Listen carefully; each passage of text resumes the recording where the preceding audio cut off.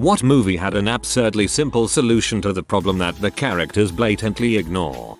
Free Willy. If someone is trying to scam an insurance company by killing the whale, just dial the insurance company and snitch on them. Not having seen this movie in 20 plus years, I think I now need to rewatch it to pick up on that plot point. Iron Man 2. The whole problem is that the power source in his chest is poisoning him, but he can't remove the power chest without the shrapnel killing him. But in the first Iron Man, he dealt with the shrapnel by using the car battery to power the magnets. If he removes the power source, he can detoxify almost immediately, and it apparently takes a few years for it to accumulate to dangerous levels. So the solution to Iron Man 2's dilemma was in the first 5 minutes of Iron Man. He could have also just gotten the shrapnel surgically removed, like in Iron Man 3. You briefly overpowered your enemy and they dropped their weapon? Better keep running in the opposite direction and not pick up the weapon. No, you see, that is a weapon of evil, and if I use it, I will be as evil, if not worse, than them. The issue in Tangled could have been delayed at least if Mother Gothel had just changed Rapunzel's birthday to the day before or after the lights being released. That way she wouldn't be suspicious that they were for her. Or not taught her about the concept of a birthday. Rapunzel seems way too well adjusted literate normal for a girl holed up in her home by her crazy butt mom. Dear Eric, I'm the girl who saved your life. I'm actually a mermaid. I thought you were so hot that I traded my voice for a vagina. It's all going to be sushi down there again in 3 days unless we make out. Sincerely, Ariel. We need more Bond villains who just shoot Bond as soon as they meet them. No monologues, no ridiculously complicated methods of slow death, just a bullet to the head. Haha, this reminds me of Scott Evil in Austin Powers. Main character desires a girl in a healthy relationship with another man. The guy's stable and supportive. She's not being abused at all. They're both gainfully employed and are set for a great future. Dear protagonist, leave them alone. But the guy who seems to be nice and is running a fine business is actually an butthole that wants to use her to make himself look good. He doesn't even love Christmas. In the new Yogi Bear they are going to shut down the park because not enough guests are coming and some evil guy is going to buy all the land. The entire film they are trying to come up with ways they could attract people to the park. It ends up being a rare lizard or some crap like that. The whole movie I was asking myself, what about the freaking talking bear? Wouldn't that attract people to your park? A mother freaking magical talking bear, but no, a lizard. Many horror movies seem to ignore the solution where you just kill whatever psycho is after you. I'm thinking of some movie, can't remember the name, specifically where this guy had killed several women and was chasing the main character around, trying to kill her. She gets in a lucky shot and knocks him out with a pool cue, and then she runs off, and he wakes up and resumes trying to kill her. He was helpless at your feet, just beat him to death with the freaking pool cue. Honestly, it stretches beyond horror movies too. So many problems in movies and TV could be solved by just killing the people causing them. Most movies with giant objects, that is, boulders, chasing people, they always run straight instead of running off to the side. They all went to Prometheus school of running away from things. Eurotrip. Scotty could have just made another email account and explained the misunderstanding to Meek. I guess there are a lot of things that Scotty doesn't know. Actually, the problem was his lack of effort and overall passion, which is in part what caused his girlfriend Fiona to find someone better. He wanted to use this moment as the stepping stone to be far less dull, be spontaneous. So this trip was as much about him growing as it was about getting Eurotail. So many episodes of Star Trek Voyager could have been solved if Janeway hadn't randomly decided that the Prime Directive applies this week so many times they had a piece of technology within their grasp. But nope.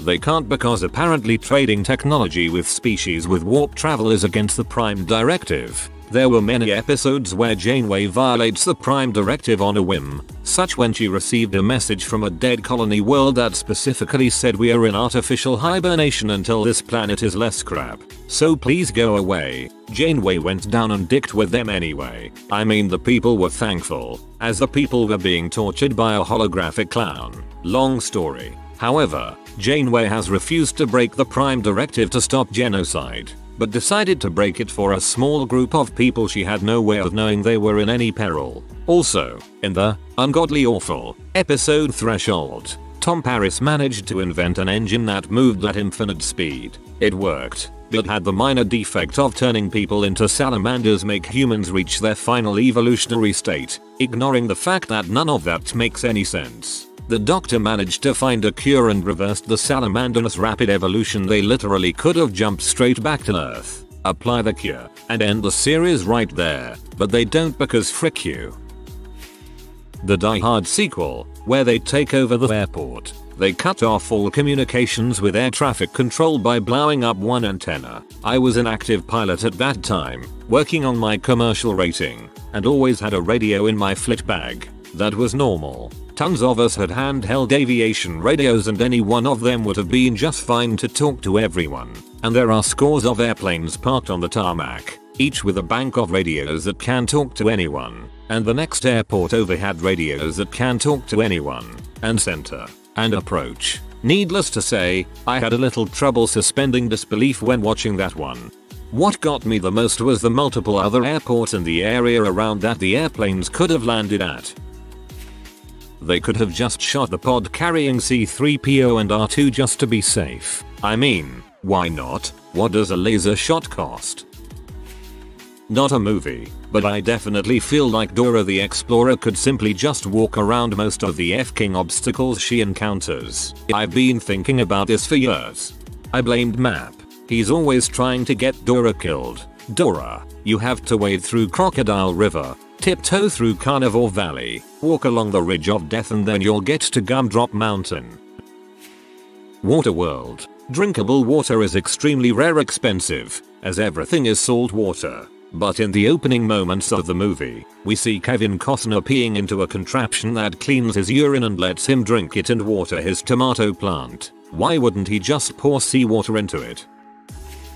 Jurassic Park. Hammond repeatedly boasts about how he spared no expense in the park's construction, yet he puts its life-critical IT infrastructure in the hands of one person that he knows is disgruntled and considers himself underpaid. And that's without getting into the stupidity of making the park's security dependent on an electrical system in the first place. T-Rex is about as heavy as an elephant. Do real zoos have elephants break out of the enclosure every time the power goes out? Number. Because they weren't designed by idiots.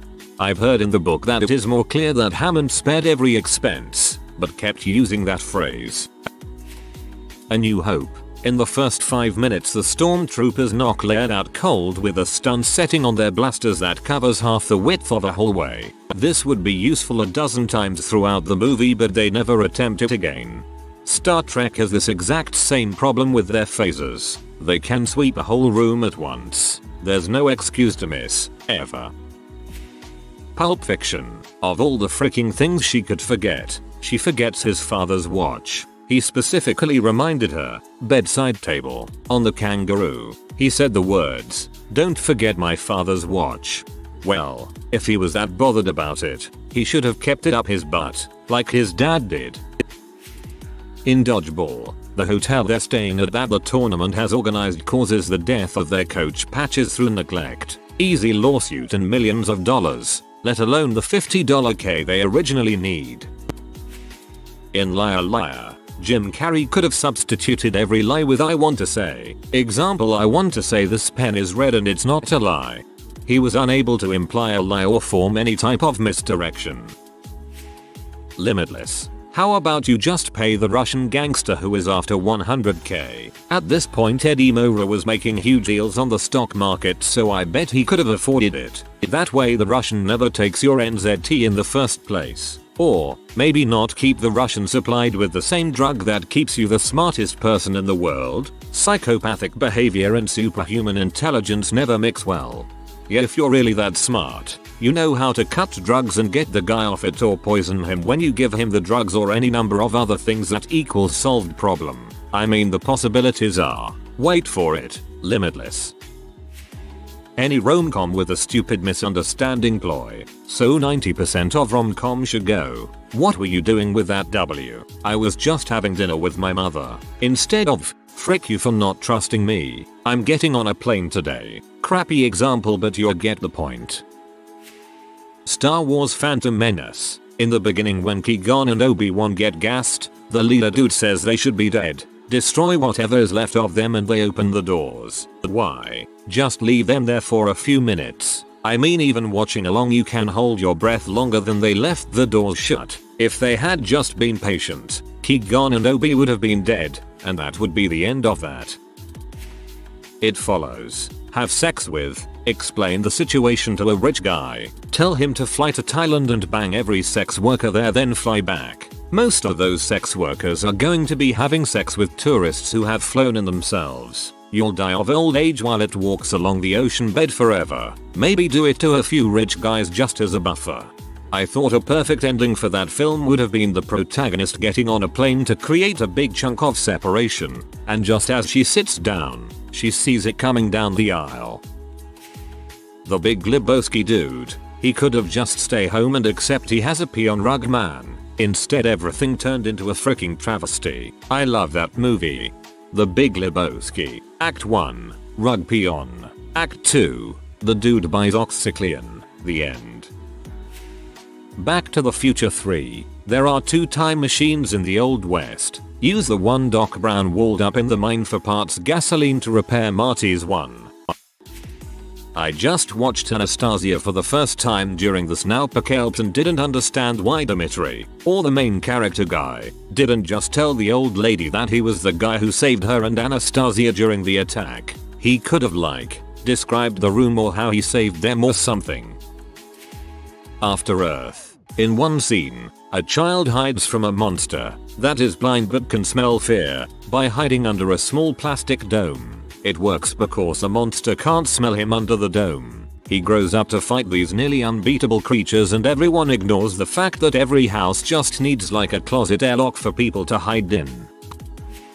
Les Miserables. Jean Valjean should have quietly petitioned for a pardon while he was mayor of Montreuil-sur-Mer. He had the political capital for it, and the king himself tried to give him several high honors he refused. He should have quietly tried to work out a deal politically, mentioning it would look terrible on the very shaky monarchy if the guy they gave several high honors to was a convicted criminal on the run. If he didn't do that, he should have told the court there was no way Champmathieu could have been Jean Valjean because he had no scars. In the musical this is made even dumber by the fact he has a huge historically and novel inaccurate number branded on his chest. The moment they get Champmathieu undressed into prison garb, they're going to notice that he has no giant numbers. He could have demanded the court check for brands or scars before conviction. He never needed to declare that he was actually Valjean. Even in the novel, he escaped multiple times, so the punishment would have been 40 lashes each time, plus added years, so even in the novel he had tons of scars and a freaking limp this other guy didn't have. That's physical evidence he should have demanded the judge see. TL. Dr. Jean Valjean is an idiot. A lucky lovable idiot. I have lots of feelings about historical accuracy. Not a movie, but in The Walking Dead, they covered themselves in zombie guts twice so they couldn't be smelt by the zombies. Why wouldn't they do that all the time? Figure it out, Rick. Because they are scared of the multitude of diseases that would be found in the zombie guts. And in a world like The Walking Dead, you could expect to have a cut on your body almost all the time, so that means the disease has an entryway, killing you that way. Inside Out. Joy and sadness are carrying around core memories they absolutely must get back to headquarters. They stumble upon a couple of maintenance workers who demonstrate a nifty portal that sends memories straight up to headquarters. They use the portal for earworms, but there does not seem to be any reason in the world why Joy and Sadness couldn't just put the core memories in the portal and send them straight to headquarters. Silence of the Lambs. If there had been a CCTV in the room where Hannibal Lecter was being kept in the cage, then there is no way he could have slaughtered and mutilated the guards and then put the skin of one of the guards' face over his own, all without anyone seeing or knowing what had happened. Man, this is a great comment to read if you don't know what Silence of the Lambs is. Flowers in the attic. Boarding school and summer camp in a different state. Much safer than keeping the kids in the ancestral home full of servants and guests. This might be a little controversial, but Star Wars. The entire fall of the Jedi Order could have been prevented if the Jedi Council had stuck to their original decision not to train Anakin. Instead they decided to train him for reasons. Just rewatched Ep 1. Obi-Wan swore to Qui-Gon, just before his death, that he would train the kid. Yoda said no and Obi-Wan said he was going to train the kid anyway. Yoda relented as he felt it was better to have him trained in the Order than outside it.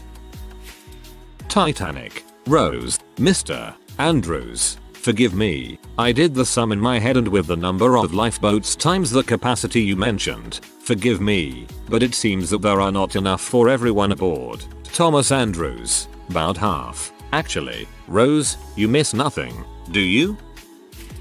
I forget the name, but it's that movie where, for one day, all crime is legal in the US. So the main characters seal themselves into their home with all kinds of security. Why the heck wouldn't you seal up your home and use that weekend to take a trip to Canada or Aruba or something? Why even be in the country during this?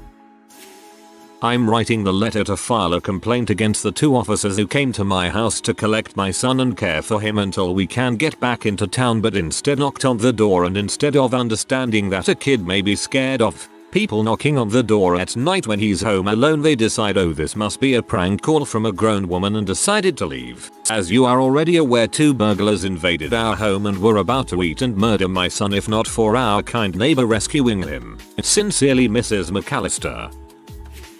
Just watched that horror film It Follows and honestly couldn't stop screaming at the dumbasses. Okay, first thing, you know this thing can't go through walls because it uses doors and windows. So get some friends to dig a concrete lined pit, or build a steel cage, and lure the fricking thing inside it. It only takes human form, so as long as a baby couldn't escape through any cracks or holes, you'll be fine. Second thing, you know it can be hit by crap like a chair or a blanket. So go buy a fricking sword or an axe or a chainsaw and frick that thing up. Third, why the frick would you shoot at it when people are within a 15-degree cone of it in front of you? And to those people, why the frick aren't you running away from the area where the gun is pointing? What the frick? Fourth, obviously these kids have money, or access to money. Get a goddamn plane ticket and fly across the country. Then if you see that thing again in a few months or years, fly back. Frick that thing. Make it walk its butt across a continent if it wants a piece of you. Taunt it. Get like 5 feet away and just rip into it about how it's slow as frick and weak and can't catch you for crap, and it'll never get the satisfaction of killing you because it's a crappy curse that can't even run. Fifth, why the frick did they never go into a church? Like even just to see if that would help? I'll tell you something. If some motherfucking curse monster demon crap was stalking me to murder me, you bet your butt the first place I'd go would be a Catholic church, and I'd tell the priest right away and ask for an exorcist or whatever. Throw a blanket on the thing's head to prove it's there. Whatever I need to do to get some dude to call on Jesus and his daddy to smite this demon curse crap. Finally, if I wake up to a rhythmic knocking on my door and I hear some girl I just slept with because she's afraid of a curse monster killing her screaming, don't open the door. You can bet that the very freaking last thing I would ever do would be to open the freaking door like some kind of idiot. And if I did want to see just to make sure, I sure as heck wouldn't swing the door wide open and stand there like a fuckwit. I'd crack it open and peep out with all my weight against the door just in case I needed to force it shut again. I don't know. I just want more smart horror movies where the characters live in a universe where horror films exist and they don't make dumbass decisions. Like, it would be terrifying to me if they did all the right things and made all the best choices and still got fricked with by whatever antagonist is in the film. Like Cabin in the Woods. That was a great movie because at least the stoner could see how some of the ideas were really freaking dumb, but the dudes in the control room happened to have a way to make everyone do dumb crap anyways. That was perfect. In Much Ado About Nothing, the maid who had sex with Don John's friend could have explained everything at the wedding scene. Well, yes, she could have. But that's part of the whole point of the story. The people who are in the higher class don't tend to listen to those in the lower class. Just like how the captain of the guard was blown off when he tried to tell them he had important evidence. No one's mentioned Donnie Darko, so I'll just go for it. Donnie is called out of bed by Frank. Frank saves Donnie's life as a jet engine meant for him crashes through his bed. Frank tells Donnie that timelines have now diverged. The world isn't stable. He has a week to fix it. The solution to fixing the timeline is to send a jet engine back in time to kill Donnie. If Frank hadn't called Donnie out of bed in the first place to fix a problem he had just created, everything would be fine. Frank is in butthole. Frank gave him his wish of not dying alone. Labyrinth. If Sarah carried on listening to the caterpillar, she would have realized going left takes her straight to the castle. R.I.P. Bowie. I mean, that's literally the joke. They play the trope of, if only you'd heard the second half for a laugh early on in the movie. If she'd only listened, she would have gone right there. What irony.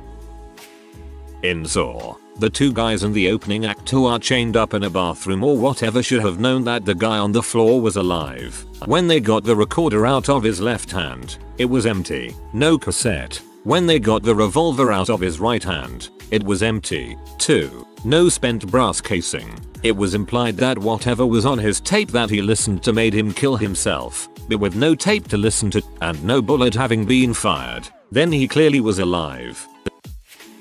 In Big Hero 6, the evil genius villain couldn't kill Hero by pushing him into a portal because his mind-controlled nanobots wouldn't reach. However, he is holding the portal up with nanobots. He could have easily dropped it lower to push him in. He could have also lowered his own pillar of bots to provide more nanobots to raise his. I would have let this blatant solution slide if they didn't talk him up as the smartest robot scientist ever. A New Hope. Why didn't the rebels just make a copy of the plans? It's all digital storage. That way the Empire would not have known they were missing. The Empire didn't figure it out because the plans were missing. They figured it out because the plans were beamed to Leia's ship during a battle. So they were aware of an attack and traced the beam to a specific ship. It doesn't matter whether or not it had been copied first. The Empire knew where to look. World War Z. Spoilers alert. No one realized that there were hospitals all over the world with sick people that zombies will just ignore.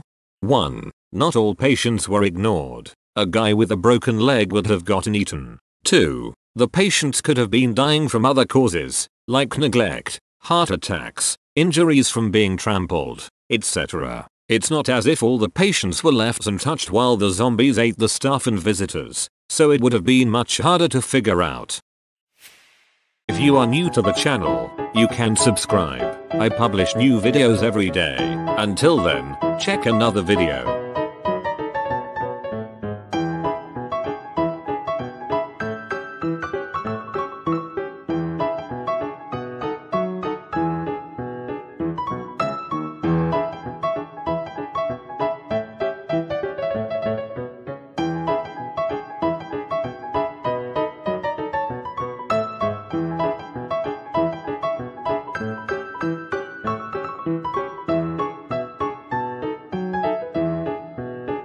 Bye for now.